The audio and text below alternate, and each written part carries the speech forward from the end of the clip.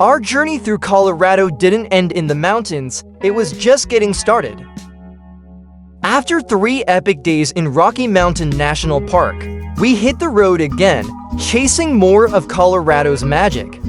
We made our way to the legendary Red Rocks Amphitheatre and stopped by Denver's Ball Arena. A quick shout out to the Nuggets and Avalanche fans. Then it was time for surreal landscapes at Garden of the Gods. These formations felt like they belonged on another planet. Pikes Peak took us 14,000 feet up into the clouds. The views were unreal and the air super thin. And to end it all, a slow scenic ride through the Royal Gorge, the perfect way to reflect and wind down. This is our Colorado road trip. Beyond the parks, let's go! Our first stop after leaving Rocky Mountain National Park wasn't far, just west of Denver, and it's a bucket list venue for music lovers all over the world. This is Red Rocks Amphitheatre, a naturally formed open-air stage nestled between towering slabs of red sandstone. Artists like the Beatles, U2, and Stevie Nicks have performed here, and once you see the view, you get why.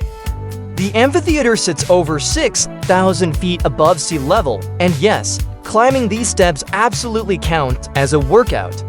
I swear this is steeper than it looks on Instagram. What's wild is that this place is both a concert venue and a geological wonder.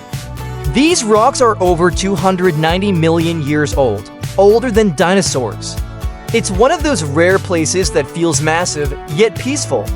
Even with people around, it's strangely calming. Red Rocks isn't just famous for its looks, the acoustics here are world-class. The way the sound bounces between these towering rocks creates a natural echo chamber, no roof, no walls, just pure sound. It officially opened as a performance venue in 1941, but concerts were happening here even earlier. The city of Denver actually bought the land in 1927 and developed it into the amphitheater we know now.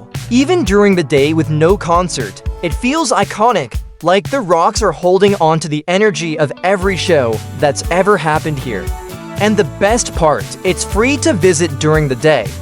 Whether you're here for a show or just passing through, Red Rocks is a Colorado must. After soaking up some nature, we jumped back into city mode for a quick stop in downtown Denver. This is Ball Arena, home to 2 of Denver's powerhouse teams, the Nuggets and the Avalanche. We're not catching a game today, but as basketball fans, we had to swing by just to say we were here. The Nuggets just won their first NBA championship in 2023, so this place has definitely been buzzing. This was just a quick pit stop, but it's always cool to match a real-world place to something you've only seen on TV. Now, back to nature. Just outside Colorado Springs, we rolled into one of the most stunning natural landscapes in the state, the Garden of the Gods. We started at the Visitor and Nature Center, which has panoramic views, interactive exhibits, and everything you need to make the most of your visit. It's also the place to book tour, grab snacks, or just get a first look at the park's incredible red rock formations. Since it was raining during our visit, we skipped the trails and joined a guided trolley tour with adventures out west, and it ended up being the perfect way to explore the park. Our guide was funny, full of random facts, and made the whole ride feel like park tour, part stand-up comedy. We passed some of the most iconic formations in the park, from the cathedral spires to the famous kissing camels.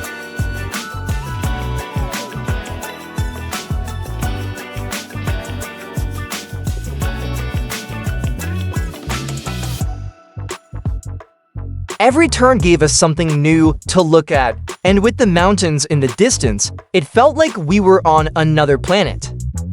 The colors were intense, deep red, gold, even hints of purple in the rain-soaked stone. It felt like every curve in the road revealed a whole new scene. We caught glimpses of the occasional hiker with ponchos and umbrellas, carefully navigating the wet trails, and even a mule deer quietly watching from the brush. Our guide pointed out formations with names like the Three Graces and Sleeping Giant, some of them easy to recognize, others not so much. It was like a natural sculpture garden built by time. We didn't stop at Balanced Rock due to the rain, but even just driving past, it was easy to see why it's one of the park's most iconic sites. It looks like it could topple at any second, yet it's been standing strong for ages.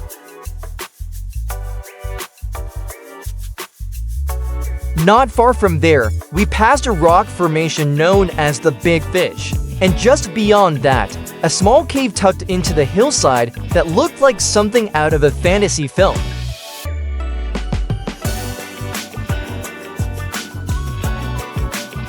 Our guide pointed out a special spot where couples can actually get married inside the park, surrounded by these ancient red rock walls. Definitely one of the most unforgettable wedding venues I've ever seen.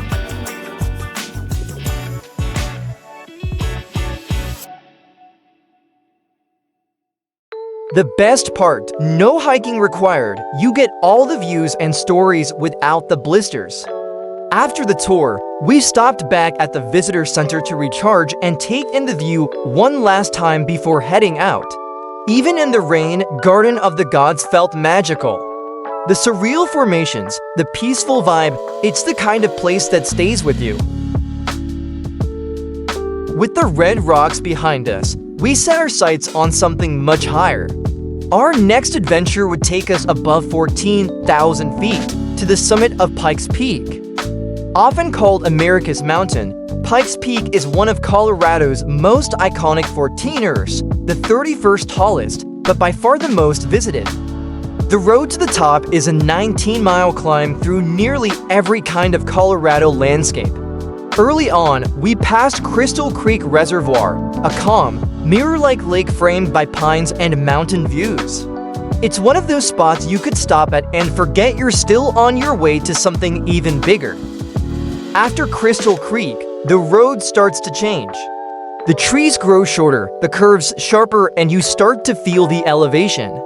You're not just going up a mountain, you're entering another world. With every turn, you gain altitude. The forest begins to fade, replaced by wide open slopes and massive rock outcrops. The views grow bigger and more dramatic. Below you, layers of green valleys stretch into the distance. Above you, nothing but open sky. We can actually feel the temperature drop as we climb. Around 11,000 feet, we passed Glen Cove, a popular pull-off with restrooms, incredible views, and a ranger checkpoint. Here, rangers check your brake temperature before you're allowed to continue down the mountain. If your brakes are too hot, you'll need to pull over and let them cool. It's a safety measure that reminds you, as beautiful as this mountain is, it still demands respect. The road narrows as you climb. With each mile, the air gets thinner, the turns sharper, and the views more surreal. By the time we reached the final stretch, we were literally driving through the clouds. It felt like we were floating above the state. At 14,115 feet above sea level, we finally made it to the top of Pikes Peak, and even with the wind and cold, the view was completely worth it. Up here, you're higher than most clouds. On a clear day, you can see as far as New Mexico. It's not just the altitude that takes your breath away. It's the silence, the stillness, the reminder of how small we are compared to all this. We stepped inside the new Summit House to warm up, grab a hot chocolate, and browse the souvenirs. This summit has inspired writers, athletes, and explorers for generations. It's not just a destination, it's a perspective shift.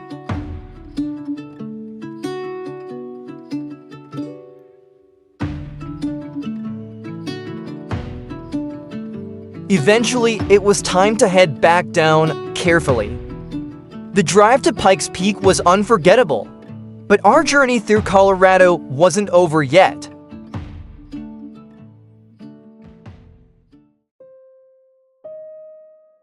After climbing mountains and winding down through the forest, we arrived in Canon City, for a completely different kind of journey. This is the Royal Gorge Route train, a historic scenic railway that runs straight through one of Colorado's most dramatic natural wonders. We picked up our tickets at the station, grabbed a quick coffee, and waited on the platform as the train rolled in.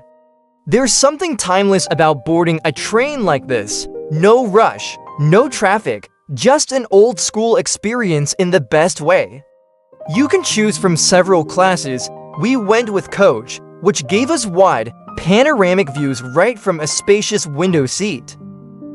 Once we got settled, we ordered a couple of drinks from the onboard bar. They had wine, cocktails, hot coffee, and snacks. It made the ride even more relaxing. Before we even found our rhythm in our seats, we had to check out the open-air car. This is where the real magic happens. Canyon walls rising above us, the river below, and nothing but fresh mountain air. As the canyon narrowed to its tightest point, we reached one of the most iconic engineering feats on the route, the Hanging Bridge. Built over 140 years ago, the Hanging Bridge clings to the canyon walls with incredible precision. It's a reminder of just how far determination and design can go, especially in a place like this. Just after crossing the bridge, the gorge seemed to open up slightly, giving us a better look at the Arkansas River below.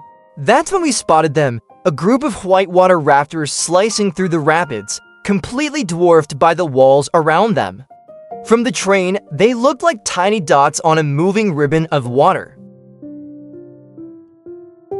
This part of Colorado is often called the Grand Canyon of the Arkansas, and standing inside it, you feel that title is well earned.